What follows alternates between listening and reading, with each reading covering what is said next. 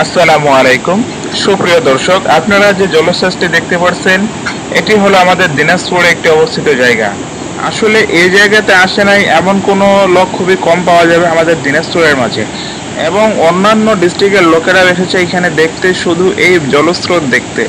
আসলে এটি এত সুন্দর বলয় আকৃতিতে হয় যে আপনারা সরাসরি না দেখলে আসলে পুরো জিনিসটা মিস করবেন।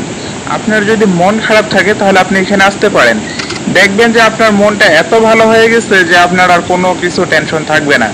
মানে আমি যেটা বলতে যাচ্ছি যে এইখানে আপনি শান্তি খুঁজে পাবেনই পাবেন 100%।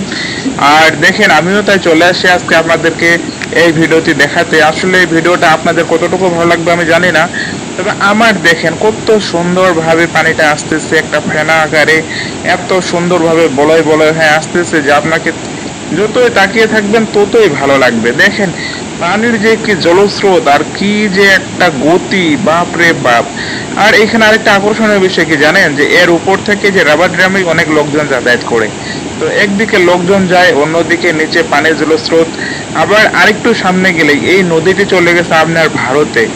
আসলে আমরা তো ভারতে যেতে পারবো না, তবে আমি এই জিনিসটা এখানে খেয়াল করছি যে কাছাকাছি ভারত। এরপরে আপনার এই যে এখানে রাবার ড্রাম আমরা বলি, যে উপরে দেখেন লোকজনের যাতায়াত, আবার সাইডে দেখেন আমি যে দাঁড়াই আছি এটি একটি মাঠ। এখানে আপনারা অনেক জন বসে পিকনিক খেতে পারেন বা খেলাধুলা করতে পারেন, এরকম একটা জায়গার মাঠ তৈরি করে দেওয়া আছে।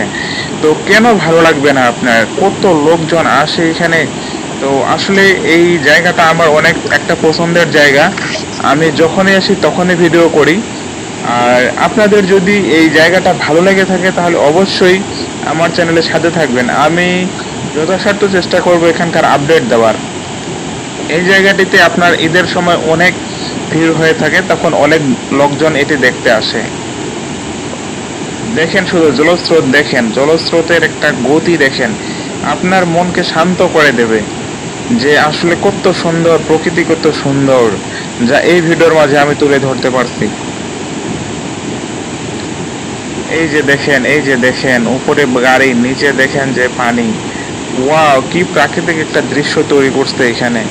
আসলে আপনারা যে চিড়িয়াখানা বা অন্য কোথাও ঘুরতে যান, তো আমি মনে করি গরিবের এই দিনাজপুরে আপনারা আসে দেখতে পারেন, বা এটাকে গরিবের রামসাগরও বলা হয়।